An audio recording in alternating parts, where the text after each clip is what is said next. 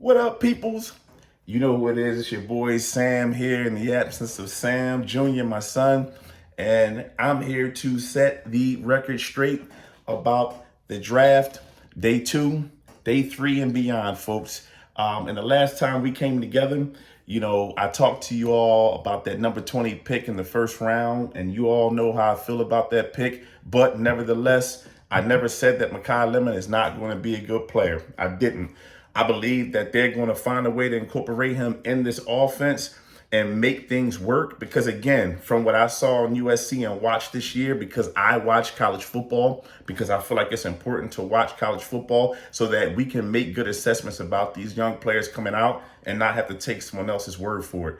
And I don't have to take someone's word about Makai Lemon, because me and Sammy actually talked about Makai Lemon in regard to the draft overall and where he would go. We just never thought that he would come to Philadelphia. We never thought that Philadelphia needed a player like him in Philly, but he's here, and we're hoping that he can step in and make things happen for the Philadelphia Eagles moving forward. But I want to talk about 3 players on today that excited the heck out of me. 2 players that excited me the most, and 1 player that excited me that was picked up. So the 2 players I want to start with are 2 players that were drafted on day 2. Man, let me tell y'all something. When I heard this first name come off the board and was called as the player that we selected in the second round, I jumped for joy, man. I jumped for joy. And that person is one Eli Stowers of Vanderbilt. And let me tell y'all something. It's coming from a guy, and this is coming from a guy that actually watched Vanderbilt. I watch SEC football. And Vanderbilt was one of the teams that had been up and coming in college football. And they've been getting these guys in some pretty good games and getting these guys some TV notice and recognition. But this guy here, Eli Stowers, this tight end, man, let me tell y'all something. This boy is a bad boy, right? And there were 2 tight ends from my perspective that I felt were the 2 best in this draft, according to what I felt I wanted on the Philadelphia Eagles, which is athletic tight ends that you can line up anywhere that are fast, F-A-S-T. Why? Because speed still kills, folks. And this guy, man, Eli Stowers of Vanderbilt, let me tell y'all something, man. This kid is a blazer. This kid is fast, man. Fast in his speed, fast in his acceleration. And he's a kid that you don't necessarily have to keep stationary at the traditional tight end inside position. Man, you can line this kid up in a slot. If you wanted to, you can line this kid on both of the outsides. You can do whatever you want with this young guy, because this young guy is athletic, man, and he can create some big-time matchups for us when we play other teams. And there were 2 guys that I believe were the most athletic tight ends that I wanted, number 1 and 2, which was Kenyon Sadiq and one Eli Stowers. Man, I was hyped. I was so excited about that pick.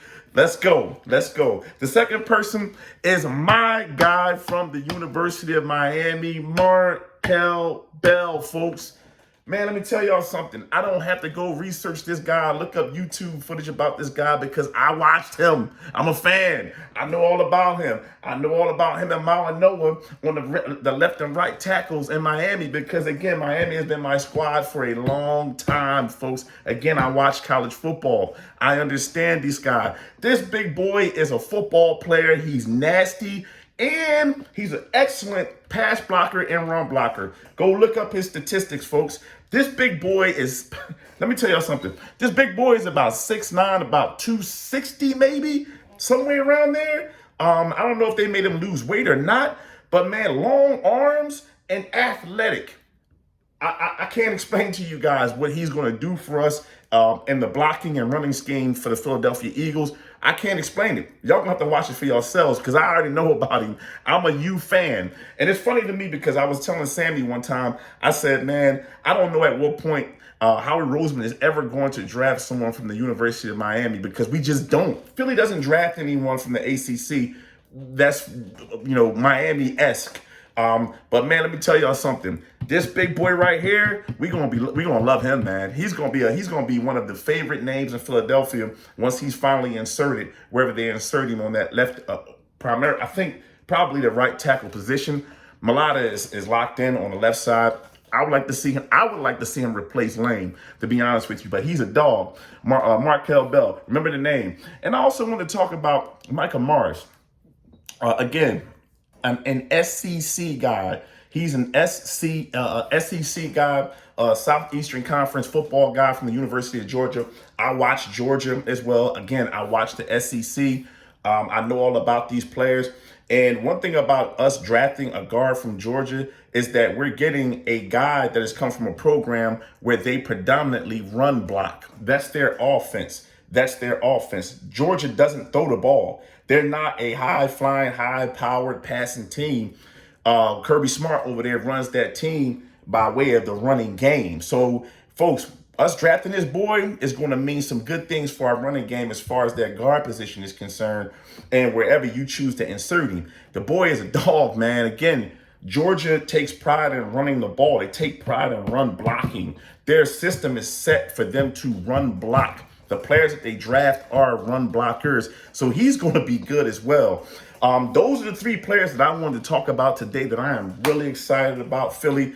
I felt really good on day 2, you know, and the other players as well I want to talk about. So the couple of other guys that they drafted, the kid Cole Payton that they picked up from North Dakota State. I didn't watch North Dakota State, but I did like this kid's tangibles.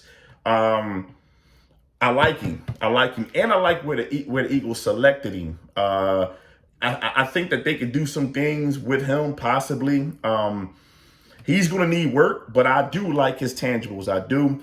Then you have the kid Cole Wisniewski, the safety from Texas Tech. I watched Texas Tech, and Wisniewski is a project we're going to have to see about him later.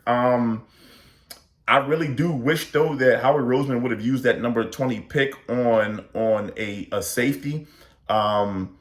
Thieneman was there. I said his name before because there were 2 positions that I felt that you could have used that number 20 pick on that were really important, and that is edge rusher or safety. Safety primarily because of the fact that that position was scarce as far as good players are concerned. And when you have a scarcity of good players at that position or at any position, and it's a position of need, man, you got to jump on it early and get those players that are there because, again, those players are going to help you in the long run. But I think he's going to be all right if we could work with him. And then you have the kid Bernard, the international player, man. That's an athletic boy, man, that we're going to move in to play D-tackle, who I think is going to be he's going to be someone for us to look out for. Philly, you know, we're all about the underdog, man, and rooting for the underdog, and I'm rooting for that guy. And then Keyshawn James, newbie from New Mexico.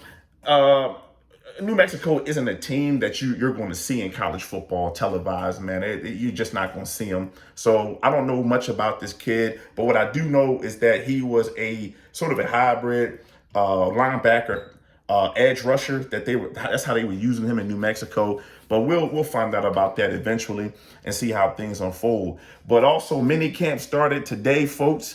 The rookies are out there ready to get rolling, and I'm excited to hear news about how that went. And look at these young guys coming in, man. So Philadelphia overall, man, I liked the draft.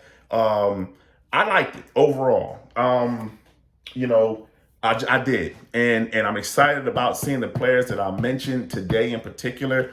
Makai Lemon is going to be a good player, I think, for us. Again, not necessarily the player that I would have selected at 20, but he's here. So I'm rooting for the young guy. And again, man, Eli Stowers, Markel Bell. Y'all better get ready for those 2 names. And also the kid Michael Morris. And Philly, man, that's going to do it from us for now. Please do me a favor and like and subscribe on our channel. And please, if you get a chance and you feel that you want to say something about what you heard today, man, go ahead and place a comment in, folks, and I will get back to y'all as soon as I can. And until next time, folks, y'all stay up. And remember what my job is and Sam's job is. It is to set the record straight. Until next time, y'all, peace.